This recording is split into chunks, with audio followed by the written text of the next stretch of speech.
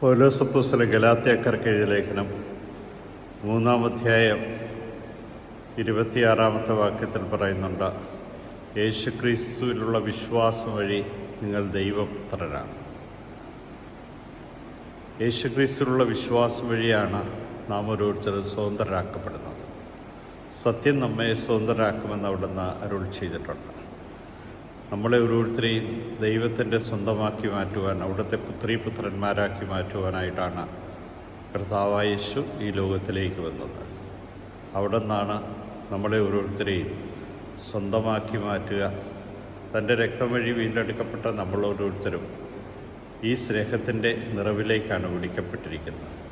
യഥാർത്ഥമായ സ്വാതന്ത്ര്യം അനുഭവിക്കുവാൻ അവിടുത്തെ പുത്രൻ്റെ നൽകുന്ന സ്വാതന്ത്ര്യം സ്വന്തമാക്കുവാൻ നിങ്ങളെ ഇന്ന് അനുഗ്രഹിക്കട്ടെ.